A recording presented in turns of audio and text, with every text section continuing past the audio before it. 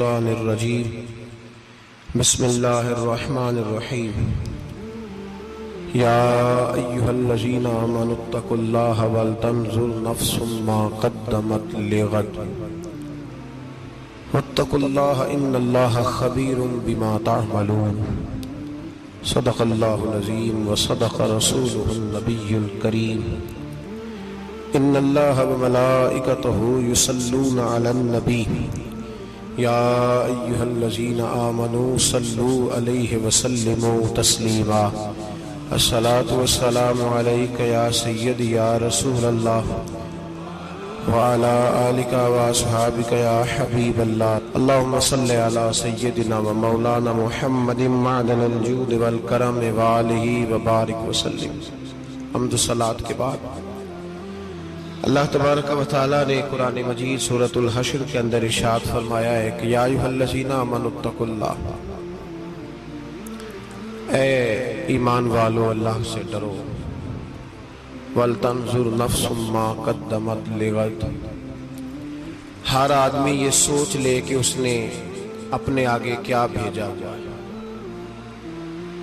جو اس نے آخرت کے لیے جمع کرایا ہے وہ کیا ہے، یہ غور کر لے وہ۔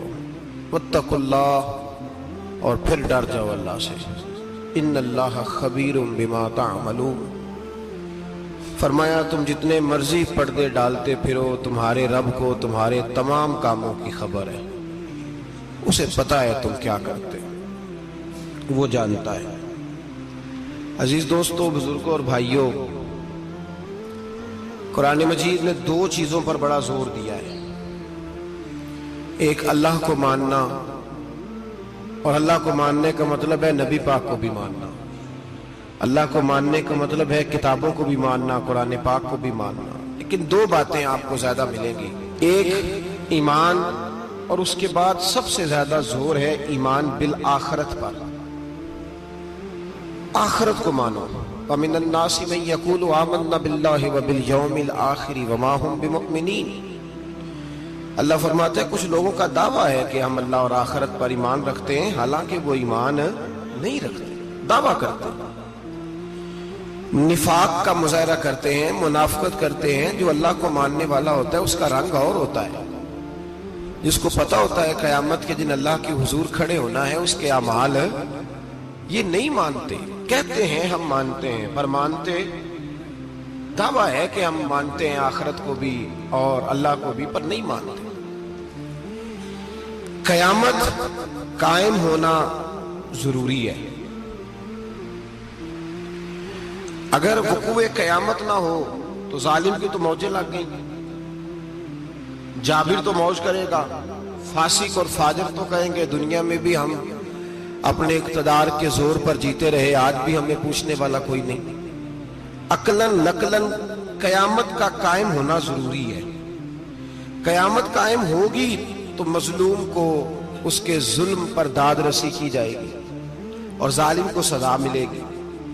ایک آدمی ساری زندگی دنیا کے اندر لوٹ مار کرتا رہا، دھوکہ فریب فراڈ کرتا رہا، اس کی راتیں شراب و کباب میں گزر گئیں، وہ مرے اور بات ختم ہو گئی، ٹھیک ہے موج کر کے چلا گیا۔ ایک آدمی ساری زندگی اس نے اللہ تبارک و تعالیٰ کی رضا کے لیے اپنی نظر کی حفاظت کی، زبان کی حفاظت کی، یہاں تک کہ دل کی بھی حفاظت کی، وہ بھی مرے تو معاملہ ختم ہو گیا۔ اس طرح تو پھر سرکش کا کچھ بنے گا ہی نہیں، نظام زندگی ساری اس کی سوچ ختم ہو کے رہ جائے گی اگر قیامت قائم نہیں ہوتی۔ قیامت کا قائم ہونا حق ہے، اس لیے قرآن مجید نے ایک جگہ پہ نہیں 20 جگہ پہ یہ بیان فرمایا ہے کہ قیامت ضرور قائم ہے، قیامت، اور وہ قائم ہو کر اپنے سارے لوازمات سمیت قائم ہوگی۔ میرے نبی پاک صلی اللہ علیہ وسلم نے فرمایا مظلوم کو حق ملے گا، ظالم کو سزا ملے گی۔ جابر اس دن اللہ کی بارگاہ میں رسوا کیے جائیں گے، جن پر جبر کرتے رہے انہیں اللہ کے حضور سے عطا کیا جائے گا۔ قیامت کا وقوع ہونا ضروری ہے، اور قیامت تو جب قائم ہوگی تب ہوگی، دنیا میں بھی ایسا ہوتا ہے، ظلم کا انجام ٹھیک نہیں ہوتا، جبر کا انجام، جھوٹ کی زندگی لمبی نہیں ہوتی، دھوکے، فریب، فراڈ، ملمہ سازی، ان چیزوں کی عمریں اللہ نے تھوڑی رکھی ہیں۔ وقتی طور پر ظالم کو، دھوکے باز کو، جابر کو جو مہلت ملتی ہے وہ سمجھتا ہے میری سیاست کام کر رہی ہے، وہ سمجھتا ہے میں بڑا دانا ہوں، بڑا چالاک ہوں، دیکھ لو اتنے ظلم کے، جبر کے، دھوکے کے باوجود بنا ہوا ہوں۔ حالانکہ اللہ کی طرف سے اسے مہلت ملتی ہے اور بڑا ہی مہربان ہے۔ مہلت اس طرح دیتا ہے کہ میرے نبی پاک علیہ السلام نے فرمایا جب میرا مسلمان نیکی کرتا ہے تو اللہ فرشتوں سے فرماتا ہے 70 گنا بڑھا کے لکھ لو اس کی نیکی، 70 گنا۔ اور جب گناہ کرتا ہے تو اللہ فرماتا ہے ٹھہر جاؤ ابھی لکھنا نہ، اسے ٹائم دو۔ یا اللہ کتنا؟ فرمایا 24 گھنٹے تو دو، ہو سکتا ہے توبہ کر لے، یہ اس کی مہربانی ہے۔ اب وہ جو اللہ نے مہلت دی ہے نا کہ شاید توبہ کر لے، لوگ سمجھتے ہیں میری چالاکی کی وجہ سے نظام سیٹ چل رہا ہے، میں بڑا تیز ہوں، 2 4 5 باتیں بولتا ہوں سب صحیح ہو جاتا ہے۔ لوگ اس کو اپنی دانائی سمجھ لیتے ہیں، حالانکہ وہ اللہ کی طرف سے۔ فرعون نے کئی 100 سال حکومت کی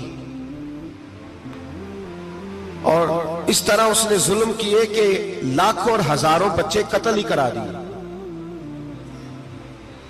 12,000 عورتوں کے پیٹ میں حمل تھا اس نے ضائع کرا دیا۔ جب حضرت موسیٰ علیہ السلام اپنی قوم کو لے کے نکلے، رستے میں دریا آ گیا، فرعون پیچھے لگا ہوا تھا۔ وَإِذْ فَرَقْنَا بِكُمُ الْبَحْرَ فَأَنْجَيْنَاكُمْ، اللہ فرماتے ہیں تمہارے لیے میں نے دریا کو پھاڑا اور تمہیں نجات دے دی۔ وَأَغْرَقْنَا آلَ فِرْعَوْنَ، اور فرعون کو غرق کر دیا۔ وَأَنْتُمْ تَنْظُرُونَ، تم کھڑے دیکھ رہے تھے۔ اب جب حضرت موسیٰ دریا کے کنارے پہنچے تو فرعون بھی پیچھے آیا۔ فرعون لوگوں سے کہا کرتا تھا کہ میں کہتا ہوں تو دریا چلتا ہے، میں کہتا ہوں تو ہوائیں آتی ہے، میرے حکم کے پابند ہے سارے۔ جاگ رہے ہیں نا آپ حضرات، غور فرمائیے گا بات پر۔ دعویٰ تھا اس کا کہ میں کہتا ہوں تو نظام زندگی چلتا ہے۔ اب جب دریا کے کنارے پہنچی حضرت موسیٰ علیہ السلام تو اللہ نے حکم دیا کہ آپ عصا ماریں۔ جناب موسیٰ نے عصا مارا، 12 رستے بن گئے۔ اب حضرت موسیٰ کی قوم گزر رہی تھی تو فرعون سے پوچھنے لگے کہ تو کہتا تھا میرے حکم سے چلتا ہے، تو وہ تو حضرت موسیٰ نے ڈنڈا مارا ہے تو رستہ بن گیا ہے۔ باز نہیں آتا انسان باز بنے بڑے ہیں اس کے پاس، بڑی دلیلیں ہیں، جھوٹ سچ بول کے اپنے آپ کو مطمئن کرتا ہے، آخر دم تک تبدیل ہونے کو تیار نہیں ہوتا، دلیلیں کھڑتا رہتا ہے، بناتا رہتا ہے، شور کرتا ہے جان بوجھ کے۔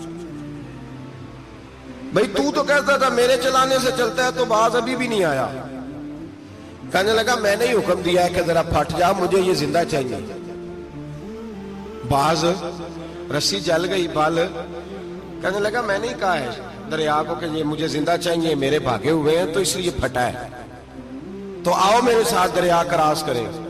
تو پتا تو ان کو بھی تھا نا جتنا تو رب بنا ہوا ہے، پتا تو تھا، سارے جانتے تھے۔ کہنے لگے تو پہلے کراس کر، اگر تو بچ گیا تو ہم بھی پیچھے آتے ہیں۔ اب چاروں ناچار۔ ایک روایت تو یہ ہے کہ یہ جب خدائی کا دعویٰ کرتا تھا نا، تخت پہ بیٹھا ہوتا تھا، تو ایک دن حضرت جبریل آئے اس کے پاس انسانی شکل میں، تو کہنے لگے میں بڑی دور سے آیا ہوں تو ایک مسئلہ پوچھنا تھا۔ کہا پوچھو۔ کہنے لگے ایک غلام تھا کسی بادشاہ کا، تو بادشاہ نے اسے تھوڑی دیر کے لیے ایک علاقے کی سربراہی دے دی۔ کتنی دیر کے لیے ہمیں سربراہیاں ملتی ہیں؟ کیوں جی؟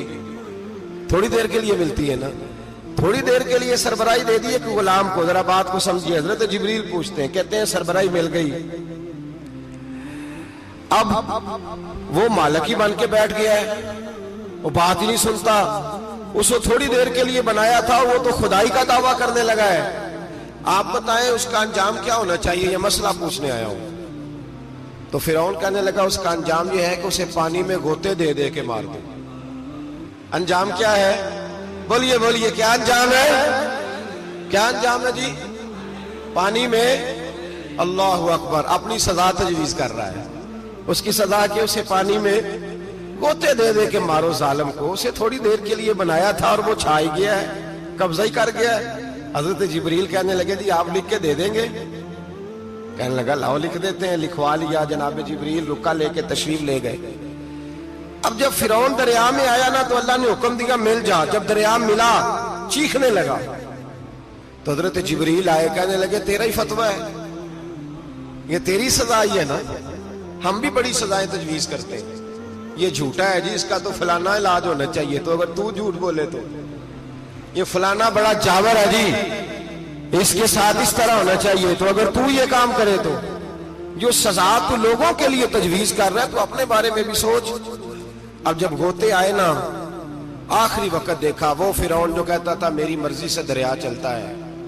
علامہ ساوی نے تفسیر ساوی میں لکھا ہے تڑپ کے رونے لگا. جب یہ مزاج ہے، ایک دفعہ اوپر آتا ہے آدمی جب دریا میں جاتا ہے، اوپر آیا تو چیخنے او میرے حواریو خدا کا واسطہ مجھے بچاؤ. کہنے لگے تو کہتا تھا میری مرضی سے چلتا ہے. بے بسی ہے، تڑپتا ہے، روتا ہے. وارث شاہ مان کری نہ وارثہ دا، رب بے وارثہ کر کے مار دائی. تڑپ رہا ہے، چلا رہا ہے، کوئی مدد کو نہیں پہنچتا. اب جب آخری غوطہ آیا تو کہنے لگا آمنا بے رب موسیٰ و ہارون، میں موسیٰ کے رب کو بھی مان گیا، ہارون کے رب کو بھی. اللہ نے فرمایا نہیں، اب تیرا ماننا قابل قبول ہے. اس وقت ماننا تھا جب تجھے مہلت دی تھی، جب تو جوان تھا. بڑھاپا آتا ہے، بیماری آتی ہے، جوان آدمی بیماری کا شکار ہوتا ہے تو کہتا ہے یا اللہ ایک دفعہ صحیح کر دے، میں ساری پڑھا کروں گا. ایک دفعہ ٹھیک کر دے، میں مسجد میں رہوں گا، میں اگلے سال اعتکاف بھی کروں گا، میں ساری تراویحیں پڑھوں گا. تو اس وقت پڑھنی تھی جب تجھے مہلت دی تھی. اس وقت پڑھنا تھا جب اللہ نے تجھے آسانی دی، زندگی دی. اگلا وقت یہ حال ایک کا نہیں ہوا. نمرود کو دیکھ لیں، حضرت ابراہیم علیہ السلام کو کہتا تھا میں رب ہوں. آپ نے فرمایا رب تو وہ ہے جو زندہ کرتا اور مارتا ہے. ایک موت کا قیدی بلایا، کہنے لگا ہاں بھائی کتنے دن رہ گئے تھے پھانسی میں؟ کہنے لگا جی پرسوں ہونی تھی. کہا جا تجھے آزاد کیا، لو میں بھی زندگی دیتا ہوں. ایک بے گناہ آدمی کو پکڑ کے قتل کر دیا، کہتا میں بھی مارتا ہوں. حضرت ابراہیم علیہ السلام کہنے لگے تو بیوقوفوں جیسی دلیلیں دے رہا ہے. چل اس طرح کر، میرا رب سورج مشرق سے نکالتا ہے، تو اگر رب ہے تو مغرب سے نکال کے دکھا.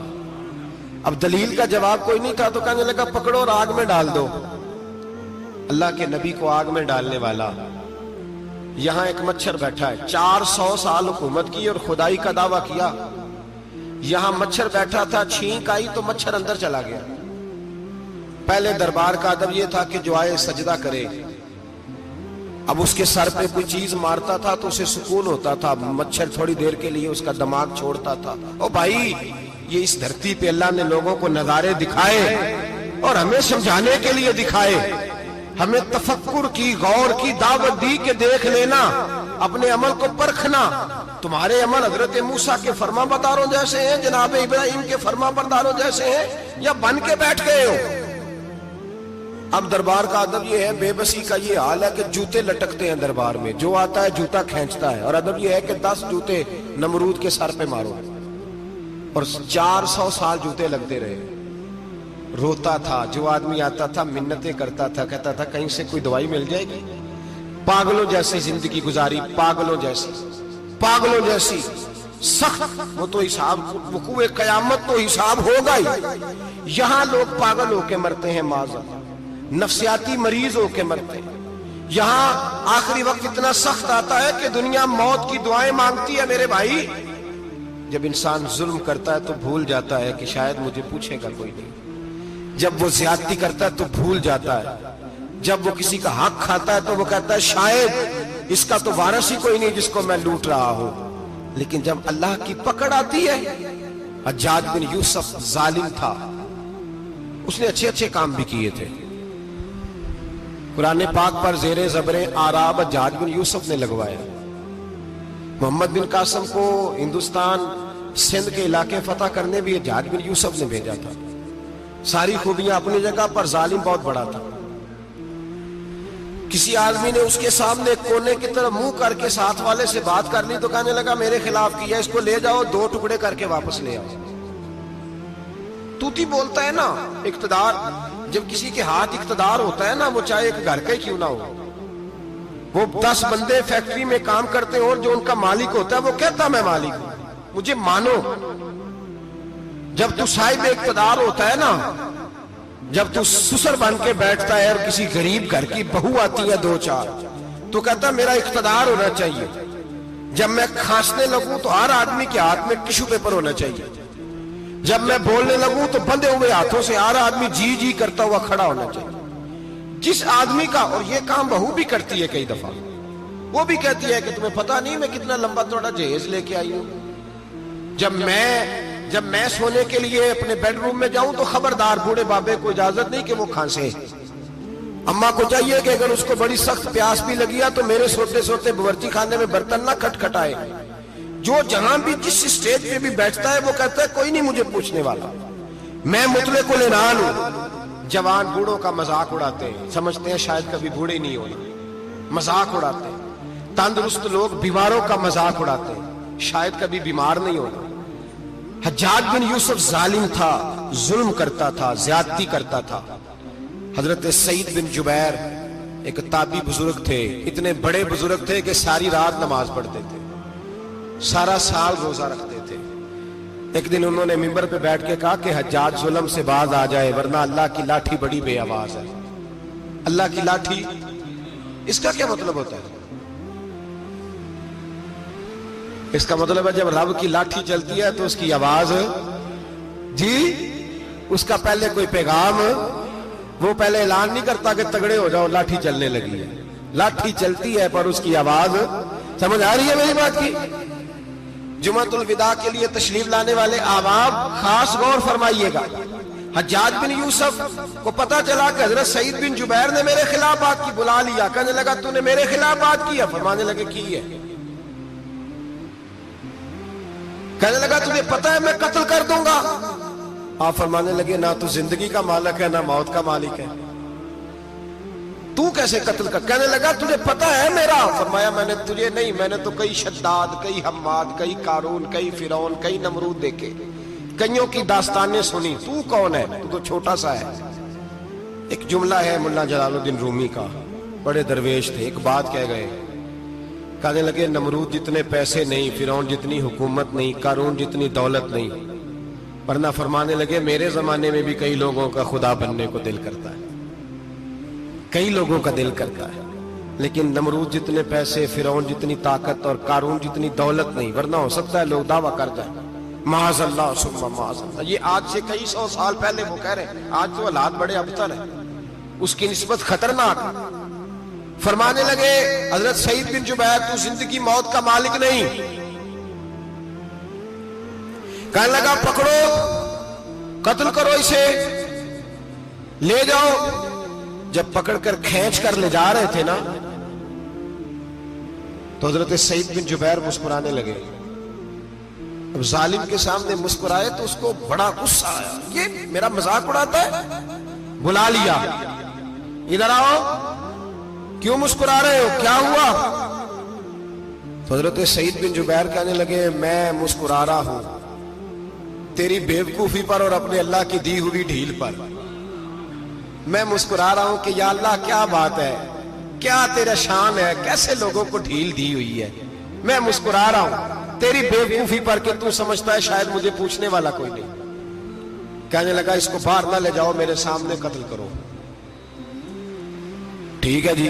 قتل کرنے لگے تو حضرت سعید بن جبیر نے منہ کعبے کی جانب کر لیا. انی وجہت وجہی للذی فطر السماوات والارض حنیفا وما انا من المشرکین. جب آپ نے یہ آیتیں پڑھی نا کہ میں نے منہ کر لیا ہے اپنے رب کی جانب، کرو مجھے قتل، کہنے لگا نہیں نہیں اس کا منہ پھیرو، کعبے کی طرف ہو کے قتل نہ ہو. ہے ظالم پر پاگل ہو گیا ہے.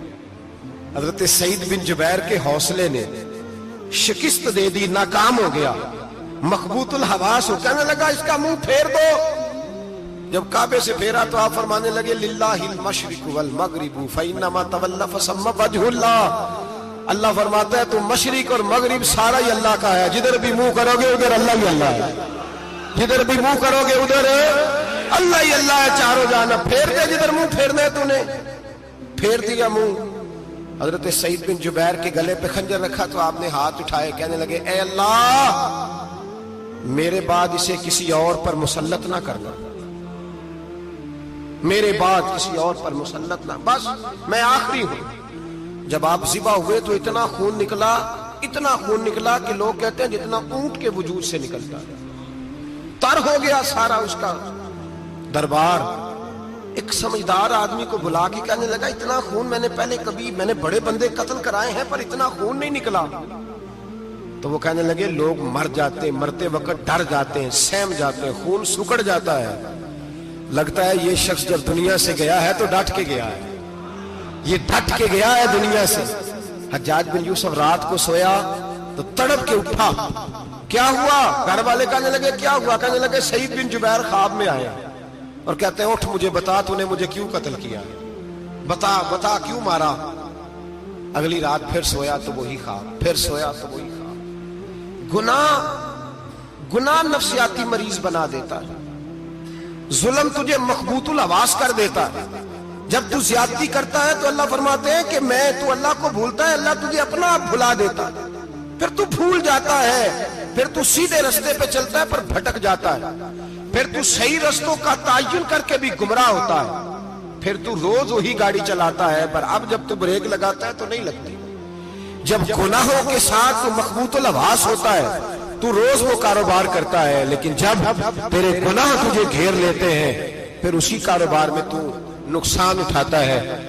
حجاج بن یوسف تڑپتا ہے، روتا ہے، یہاں تک کہ بیمار ہو گیا. پیٹ میں درد ہوتی ہے، پتہ نہیں کیا ہوا، تکلیف ہوتی ہے، پتہ نہیں. سارے حکیم، طبیب، ڈاکٹر کوئی نہ سمجھ سکا کہ بیماری کیا ہے. جو بیماریاں خدائی ہوتی ہیں ان کا لوگوں کو پتا، جو آزمائشیں رب کی جانب سے ہوتی ہیں وہ ڈاکٹروں کے ہتھے نہیں چڑھتی. جو تکلیفیں اللہ دیتا ہے ان کا حکیم طبیب علاج نہیں کر پاتے. مشکل اور شفا اسی وقت ہوتی ہے جب اللہ دینا چاہے، اور جب رب ہی دینا نہ چاہے تو بڑے بڑے ڈاکٹر کہتے ہیں کہ ہمارے بس کی بات نہیں رہی. بغداد سے حکیم آئے، پیٹ دیکھا، کہنے لگے نہ تیرے معدے میں کوئی دقت ہے، نہ تیرے جگر میں، نہ کسی اور جگہ، ماجرا کیا ہے؟ ایک آخری علاج ہے، آخری. وہ کیا؟ گوشت کا چھوٹا سا ٹکڑا دھاگے کے ساتھ باندھ کے منہ میں ڈالا اور پھر ایک باریک سا تنکا لے کے اس کو اندر ڈالنے لگے گلے میں. وہ گوشت کا ٹکڑا جب حلق کے اندر اتر گیا اس حکیم نے واپس کھینچا تو کیسے ایسی بدبو آئی جیسی کبھی سونگی نہ تھی. جانور کیڑے مکوڑے لگے ہوئے باہر نکلے اور جب دیکھا تو جتنے محل میں لوگ بیٹھے تھے چلاتے ہوئے نکل گئے کہ یہ کیا مصیبتیں ہیں. حکیم بھی اٹھ کے دوڑنے لگا. کہا تجھے کیا ہوا؟ کہنے لگے حجاج تیری بیماری زمینی نہیں، تیری مصیبت زمینی نہیں. کہا میری مرض تک تم کیوں نہیں پہنچ پا رہے؟ تو کہنے لگے لگتا ہے تو بد دعا کا مریض ہے، لگتا ہے تو ظلم کا مریض ہے، تو جبر کا مریض ہے. تڑپتا رہا، سسکتا رہا. ایک وقت وہ بھی آیا کہ گھر والوں نے کمرے میں بند کر کے تالا لگا دیا، دیوار سے ٹکرے مارتا. وہ بھائی جو گناہوں کے بیمار ہوتے ہیں انہیں شفا نہیں ہوتی، جو ظلم، جبر، بربریت کے بیمار ہوتے ہیں انہیں سکون قلبی میسر نہیں آتا. دوائیاں ان بیماریوں کی بنی ہوئی ہیں جو بیماریاں زمینی ہیں، جو بیماریاں خوراک کی بد پرہیزی سے ہوتی ہیں، جو گناہوں کی بد پرہیزی سے ہوتی ہیں. ان کی بیماریاں، ان کی شفا توبہ ہے، ان کی شفا رجوع اللہ ہے، ان کی توبہ اللہ سے معافی مانگنے سے شفا ہوتی ہے. حجاج جب مرنے لگا تو بلایا، یہ رنگ بھی ذرا ملاحظہ کیجئے گا، 2-4 قریبیوں کو بلایا. پتہ ہوتا ہے نا اپنے کرتوتوں کا آدمی کو، پتہ سارا ہے سردار مکیتیاں جب پتہ ہوتا ہے سارا. بلا کے کہنے لگا جب میں مر جاؤں تو مجھے رات کو دفن کرنا. کیوں بھائی عورت ہے؟ کہنے لگا نہیں رات کو دفنانا. ٹھیک ہے رات کو دفنا دیں گے. پھر کہنے لگا جب صبح ہو جائے تو صبح ہونے سے پہلے پہلے میری قبر زمین کے برابر کر دینا، نشان مٹا دینا. کا وجہ تو کلمہ پڑھتا ہے اور حضور کا حکم ہے کہ قبر کم از کم ایک بالش، ایک گٹ اونچی ہونی چاہیے زمین سے کم از کم، تو تیری قبر مٹا دے. وجہ پتہ ہوتا ہے اپنے ظلموں کا. کہنے لگا مجھے پتہ ہے لوگ میرے مرنے کے بعد میری قبر بھی نہیں چھوڑیں گے. دنیا میں تو میرے جبر کی وجہ سے کوئی آ نہ سکا، لیکن میری قبر بھی لوگ جنازوں میں باتیں شروع کر دیتے ہیں. جنازوں میں نے ایسی بھی داستانیں سنی ہیں کہ کوئی مرا تو لوگ جوتوں کا ہار قبر پہ ڈال آئے. نہیں بھائی تو جب زندہ تھا تو تیرے جبر ظلم کی وجہ سے نہیں کو بول سکا. ایک تو ہے قیامت میں حساب ہوگا، یہاں دنیا میں حساب ہونے لگتا ہے. اتنی لمبی زبانیں لوگوں کی لٹک کر مرتے وقت باہر نکل آتی ہیں. دعا کریں، جمعہ ہے، اللہ تعالیٰ ایمان کی موت عطا فرمائے. دعا فرمائے رب تعالیٰ اللہ تبارک و تعالیٰ توبہ کر کے جانے کی توفیق عطا فرمائے. جاگے جاگے اور سنے اور دعا کرے، اے اللہ تو ہمیں ظلم سے ویسے ہی محفوظ فرما. اگر ہم زیادتی کرنے لگے تو اے اللہ ہمیں اس سے منع فرما. ہمیں اس سے تو یہ توفیق دے کہ ہم باز آ جائیں اس گناہ سے. میرے بھائی، ایک تو دنیا میں سزا ہے، پھر قیامت کی سزا ہے، اور وہ زیادہ سخت ہے، وہ زیادہ سخت ہے. ہم لوگوں نے نا ہیلے بہانے بڑے بنائے ہوئے ہیں. بینک کے ساتھ کاروبار کرنے والا کہتا ہے نہیں نہیں مجبوراً لیا ہے، مجبوراً. مر رہا تھا تو آخری لبوں پہ تھا تو جائز ہے، جائز ہے. اس وقت جب تجھے کھانے کو لقمہ نہ لگے تو حرام کھانا بھی جائز ہے. کیا دقت تھی؟ کیوں اللہ رسول کے مقابلے میں کھڑا ہوا تو؟ کیوں سود کا دھندا کیا؟ کیا تکلیف تھی؟ کہاں تو الجھ گیا تھا؟ ہم جان بوجھ کے اپنے لیے جہنم کٹھی کرتے ہیں، پھر کہتے ہیں سکون نہیں زندگی میں. کہاں سکون آئے گا؟ کیسے آئے گا؟ ہم نے خود آگ لگائی ہے چمن میں اپنے. جو قیامت کی سزا ہے، میرے نبی پاک علیہ السلام نے فرمایا رب تمہیں سامنے کھڑا کرے گا. اور کس طرح کھڑا کرے گا؟ فرمایا لوگوں کے وجود سے کپڑے اتر جائیں گے، زمین اس طرح دہکے گی جس طرح تانبا زمین پہ رکھا جائے اور آگ جلائی جائے. تانبا دیکھا آپ لوگوں نے؟ یہ بھی گرمی گزری ہے نا، تو فرش پر جب سورج پڑتا تھا تو ننگے پاؤں چلا نہیں جاتا تھا. صحیح کہہ رہا ہوں؟ ننگے پاؤں، بچے کا پیر زمین پہ لگتا تو چیخ اٹھتے، کہتے ہیں وہ جل گیا پیر. حالانکہ یہ فرش دنیا کے. اور اگر تانبے کے اندر خاصیت ہے کہ اگر کوئی دھات جلدی اور زیادہ گرم ہوتی ہے تو وہ تانبا ہے. میرے نبی نے مثال دی تو اس کی دی جو سخت تھا. فرمایا تانبے کی طرح زمین تپائی جائے گی اور پھر ننگے پاؤں رب تمہیں کھڑا کرے گا. آج سورج کی پشت تمہاری جانب ہے، قیامت میں منہ تمہاری جانب ہوگا. نیزہ آپ نے دیکھا ہوگا، نیزہ ہوتا تھا. فرمایا یہ جو تم نیزے دیکھتے ہو صرف 1.25 نیزے کے برابر سورج قریب آ جائے گا، اور پھر اللہ تمہیں سامنے کھڑا کر کے تم سے سوال جواب کرے گا. اور حضور نے کہہ دیا ہے تو اب کسی نعت خواں کے کہنے سے بات بدل سکتی، کسی پیر کے کہنے سے جملہ بدل سکتا، کسی خطیب کے کہنے سے فکر نہ کرنا وہ سامنے جنت پڑی ہے، اب بات بدل سکتی. خدا کی رحمت پر بھروسہ رکھنا ضروری ہے، نبی پاک کی شفاعت کی امید رکھنا. بولیے. لیکن جو حضور نے بیان کیا ہے اس کو ماننا بھی یہ بھی ضروری ہے. میرے نبی پاک نے فرمایا اللہ تم سے حساب لے گا اور اللہ پوچھے گا، تم نے جواب دینا ہے. حضور کس کس شے کا؟ فرمایا جو پہنتے ہو اس کا جواب نہیں دینا، جو کھاتے ہو اس کا جواب نہیں دینا، جو اللہ کے راستے میں دیتے ہو اس کا جواب، باقی ہر شے کا جواب دینا ہے. ادھر جو پلاٹ ہے اس کا بھی جواب دینا ہے، اور جو بچوں کو پیسے بتائے ان کا بھی جواب دینا ہے، جو چھپائے ہیں ان کا بھی. ثم لتسألن یومئذ عن النعیم. جو کمیٹی اپنے محلے میں ڈالی ہے اس کا بھی جواب دینا ہے، جو سسرال کے علاقے میں ابا جی سے چوری ڈالی ہوئی ہے اس کا جواب بھی، سب کا جواب دینا ہے. تمام حساب کتاب. اور اللہ فرماتے ہیں میں سامنے کھڑا کر کے ہر سوال کا تجھے ہر سوال کا جواب. صاحب اچھا یہ جو بڑے لوگ تھے وہ حساب سے ڈرتے تھے، ہم چھوٹے لوگ ہیں ہم حساب سے ہم نہیں ڈرتے، ہم کہتے ہیں دیکھی جائے گی. بڑے لوگ جو تھے وہ حساب سے. حضرت ابو بکر صدیق دعا کرایا کرتے تھے، دعا کرو اللہ مجھ سے حساب نہ پوچھے.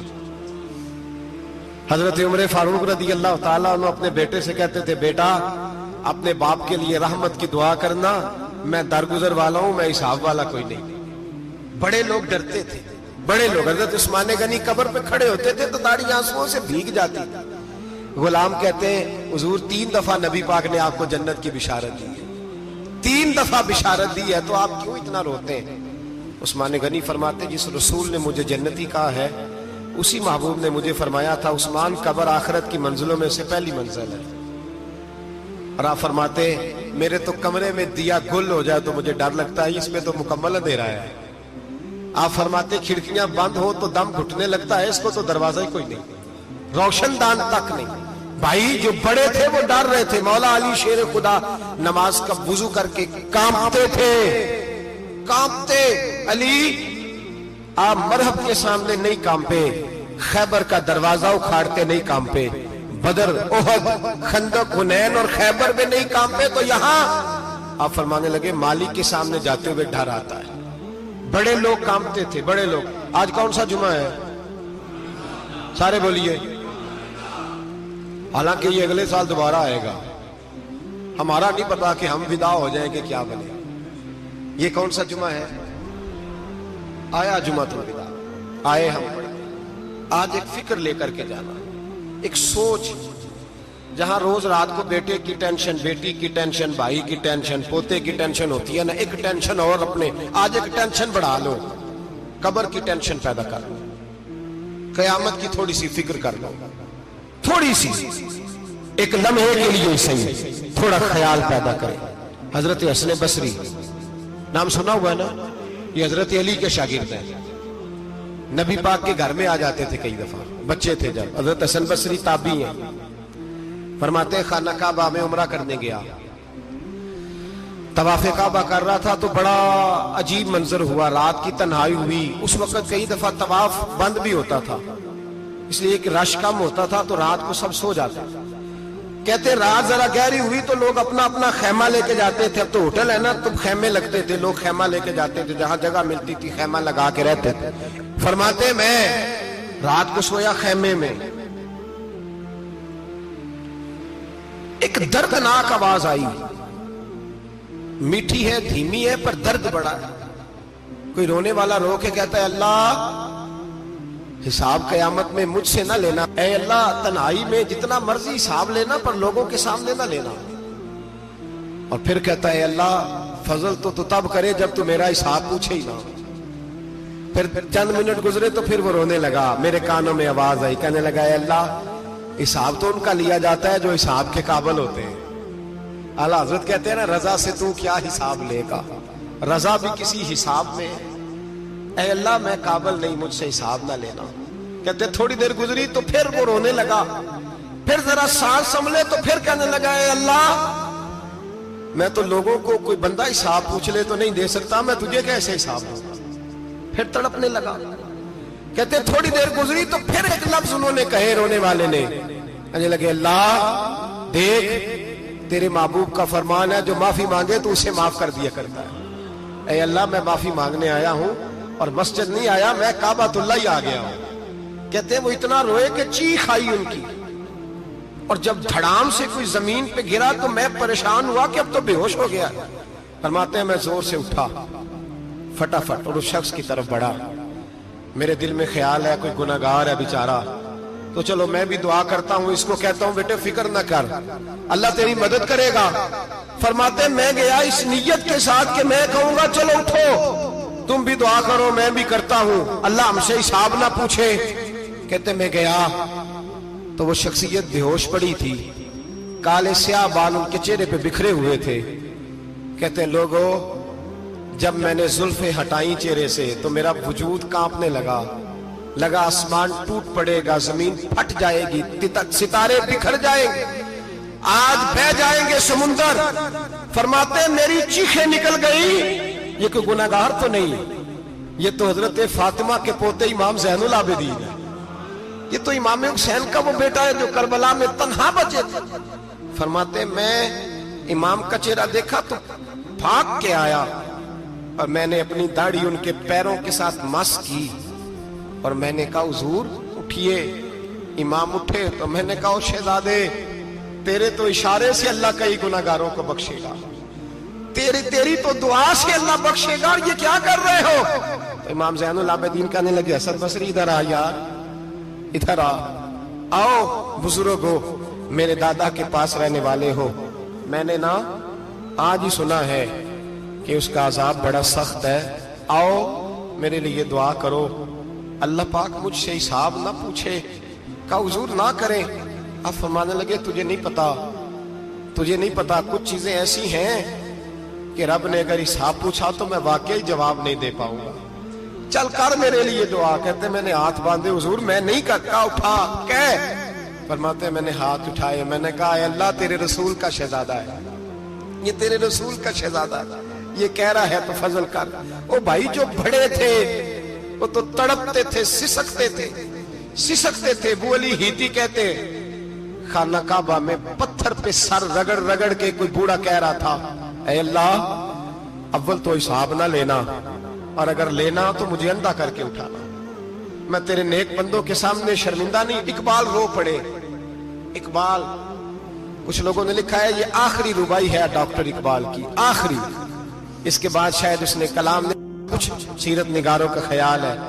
इकबाल मदीने की तरफ मुंह करके कहने लगे तू गनी अजहर दो आलम मन फकीर, अल्लाह तू गनी है मैं तो फकीर हूं, रोज मख्शर उज्र हाय मन पजीर, ए अल्लाह अव्वल तो मेरा कोई उज्र कबूल कर लेना मख्शर के दिन, और अगर ना करना हुआ, अगर तुम्ही बीनम हिसाबम ना गुजीर, अगर जरूर ही मेरा हिसाब लेना है, ए अल्लाह अगर तूने जरूर लेना है, ए अल्लाह अगर जरूर ही लेना हिसाब, अव्वल तो मेरा उज़र मान लेना, मेरी कमजोरी पे रहम करना, ए अल्लाह मेरे बुढ़ापे पर मेरी कमजोरी पर रहम करना, अगर जरूर हिसाब लेना है अज निगाहे मुस्तफा पिन्हा बगीर, तो ए अल्लाह जरा हुजूर की निगाहों से ओझल करके लेना। ए अल्लाह मुझे शर्म आएगी, मेरे मुस्तफा करीम फरमाएंगे मैं तो तुझे हर बात समझा के आया, एक एक जगह तेरी रहनुमाई करके आया, तू कैसे अमल कमा, जरा ओझल करके अज निगाहे मुस्तफा पिन्हा बगीर, जरा हुजूर की आंखों से ओझल करके साइड पे करके लेना,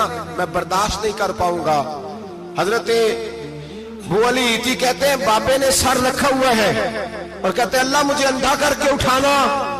फरमाते मैं गया, मैंने कहा चलो मैं दुआ करता हूं जाके।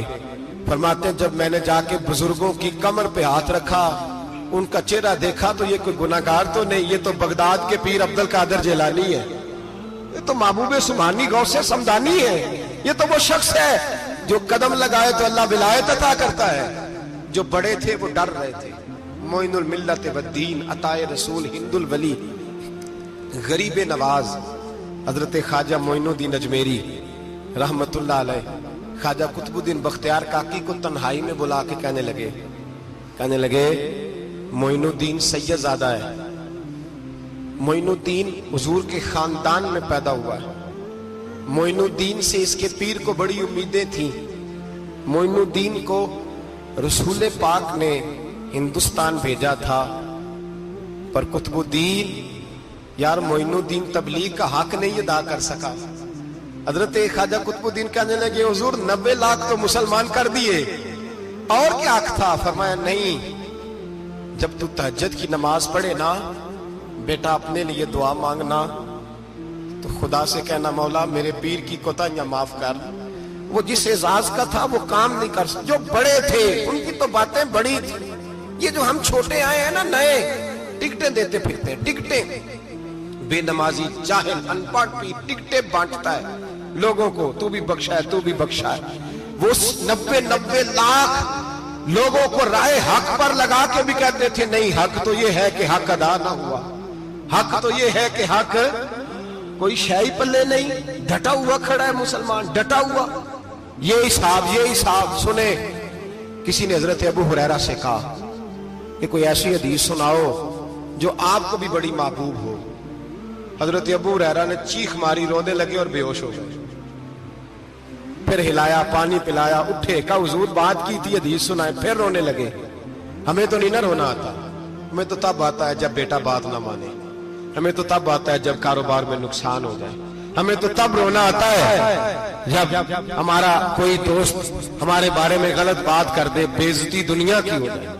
हजरत अबू हुरैरा 3 दफा होश आया, 3 दफा रोए और कहने लगे अजीजों ये वो वाली हदीस है कि मैं सोचता भी हूं तो मैं तड़प उठता हूं। कहा कौन सी हदीस? तो हजरत अबू हुरैरा कहने लगे मैंने नबी पाक से सुना है कयामत में सबसे पहले उलमा का हिसाब होगा, सबसे पहले उलमा का। रब करीम फरमाएगा तुम्हारी दीन के नाम पर बड़ी मौजें थी, तुम्हारे बड़े पोस्टर छपते थे, लाइनें बना के लोग तुम्हारे हाथ चूमते थे, लोग तुम्हारी घड़ी को भी चूमना अपने लिए सादत समझते थे। बताओ मेरे रसूल के नाम पर खाने वालों क्या करके आए हो? अमल बताओ, अमल। मौज बड़ी की ना तुमने, बताओ अमल। उलमा आलिम अर्ज करेगा, ऐ अल्लाह मैं जगह जगह तेरे रसूल के दीन की बात करता था, मैं कुरान के दर्स देता था, मैं रातें बेदार रह के तैयारियां करता था, मैं जो बन सका किया। रब फरमाएगा नहीं, तूने तो इसलिए किया था कि लोग तुझे पीर साहब कहे, मौलाना साहब कहे, तेरे नारे लगाए तो लगे नहीं फिर तेरे नारे, फिर लोगों ने लंबे लंबे अलकाबात पुकारे नहीं तेरे। हुजूर सैयद आलम अलैहिस्सलाम फरमाते हैं पहला हिसाब उसका लेगा जो आलिम कहलाता था।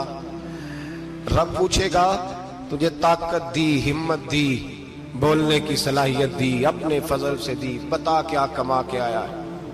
हजरत अबू हुरैरा रोते हैं, कहते हैं मैं भी तो हदीसें सुनाता हूं, मैं भी तो आलिम हूं, मेरे पीछे भी तो लोग भागते हैं। लोगों बताओ अगर अल्लाह ने अबू हुरैरा से पूछा तो क्या जवाब देगा? अल्लाह फरमाएगा उलमा के लिए बुखारी मुस्लिम है, इन्हें उठाओ और जहन्नम में डाल दो। इमाम गजाली फरमाते हैं अगर किसी आलिम को सजा मिली तो सबसे सख्त आलिम को मिलेगी। दुआ फरमाए अल्लाह मेरे जैसे लोगों को हिदायत का रास्ता अता फरमाए, और जो कहते हैं समझते हैं अल्लाह उस पर अमल की तौफीक अता फरमाए। फरमाया हजरत अबू हुरैरा ने दूसरे नंबर पर सखी अल्लाह की बारगाह में खड़ा किया जाए, मालदार। रब फरमाएगा बोल, कुछ ऐसे भी थे जिनके पास शाम की रोटी नहीं थी, तुझे मैंने तेरी तिजोरी भर के तुझे दौलत अता की, तुझे विरासत में मैंने मुरब्बे दिए, जायदादें दी। बता वो कुछ वो थे सवेरे मजदूरी करने जाते थे, कमा के लाते थे, हजारों रुपया तेरी बैंक में पड़ा था, बता क्या किया तूने? ऐ अल्लाह मैंने मस्जिद में दिए, मदरसे में दिए, 30 दिन अफ्तारियां पकाता रहा। अल्लाह फरमाएगा तू झूठ बोलता है, तू सारा कुछ इसलिए करता था कि लोग तुझे सखी कहे। हाँ हाँ तेरा ऐलान हुआ मस्जिद में, लोगों ने कहा वो देखो कितने पैसे दे रहा है, इसका वो देखो नाम लिखा हुआ है अस्पताल के एक कोने में कि ये वाला ब्लॉक फलां सेठ साहब ने बनाया, ये देखो लिखा हुआ है कि ये कमरा मदरसे का इसने बनाया, तो लिख दिया गया, नारे लग गए, अब जा दौड़ जा। अल्लाह जहन्नम में फेंक देगा। फरमाया फिर शहीद खड़ा किया जाएगा। हाँ भाई तुझे ताकत दी, हिम्मत दी, बता कहां खर्च की, कहां? ए अल्लाह शहीद ही हो गया। फरमाया वो तो इसलिए हुआ था कि लोग तुझे शहीद कहे, बहादुर कहे, तेरे नाम पे रोड का नाम रखा जाए, तमगाए हुस्ने कारकर्दगी मिले, सो मिल गया। मेरे लिए बता क्या करके आया है मेरे लिए, इसे उठाओ और जहन्नम में फेंक दो। भाइयों अजाब कड़ा है, अजाब सख्त है, हिसाब सख्त है, और जो हिसाब लेने वाला है उसको, मैं ना तरावी हो रही थी तो कारी साहब ने एक सूरह यासीन शुरू की, वमताजुल यौमा अय्युहल मुजरिम। अल्लाह फरमाता है क़यामत में मैं कहूंगा मुजरिम जो है ना वो सफों से बाहर आ जाए, सफों से बाहर आ जाए। एक हमारे फिजिक्स के टीचर होते थे तो बड़ी सख्त छड़ी मारते थे, तो जब वो कद भी बड़ा था, जलाल भी बड़ा था, और उसूल बड़े अच्छे इंसान थे लेकिन सख्त थे, तो मुझे याद आता था कि जब वो सवेरे आके कहते थे जिसने काम नहीं लिखा वो बाहर निकल आए। दो किस्म की चोट लगती थी, एक तो ख्याल ये आता था कि शर्मिंदगी बड़ी होगी कि सारे स्टूडेंट बैठे हैं और 2 3 4 उनको कहा वहां मुर्गे बन जाओ, बड़ी शर्म आती थी। और फिर जब वो मारते थे तो इतना सख्त मारते थे कि कई दिन तकलीफ रहती थी, बताया नहीं जाता था। वो स्टूडेंट बताते थे कि यार इससे बचो किसी भी तरीके, और किसी का काम रह भी जाता था, कहते थे इस पीरियड की ड्यूटी सबक याद करके आना है। सख्त टीचर के बारे में तेरा मेरा ये रवैया है। तो याद आ रहा था جب وہ کہہ رہے تھے نا وَامْتَازُوا الْيَوْمَ أَيُّهَا الْمُجْرِمُونَ، تو میں صف میں کھڑا تھا تو 2 قطرے میرے بہہ گئے آنسو کے. مجھے ساتھ بچہ کہنے لگا تبھی یہ ٹھیک ہے. میں نے کہا تبھی یہ تو ٹھیک ہے، کچھ یاد آ گیا ہے کہ میدان محشر میں یہاں تو چھپے ہوئے ہیں نا عیب، چھپے ہوئے ہیں. اور بھائی رب بڑا قریب ہے، عیبوں کے باوجود نوازتا ہے. میرا دعویٰ یہ ہے اگر ہمارے عیب کھل جائیں، لوگ ہمیں دھرتی پہ جینے نہ دیں، لوگ جینے نہ دیں، نکال دیں، اپنے بھی ہمیں برداشت نہ کریں، یہ تو اس کا کرم ہے. پتہ سارا ہے سردار نو کیتیاں دا، پردہ چپایا ہی تیرا بھلا ہو سی. وَامْتَازُوا الْيَوْمَ أَيُّهَا الْمُجْرِمُونَ. اللہ فرمائے گا مجرم باہر آ جائے. یا اللہ کیا ہوگا؟ جب سوال جواب ہوں گے تو رب فرماتے ہیں تیری زبان پہ مور لگا کے بند کر دوں گا. تیرے ہاتھ بولیں گے، پیر بولیں گے، سر بولے گا، پیٹ بولے گا. اس وقت کی فکر پیدا کریں، ٹینشن پیدا کریں.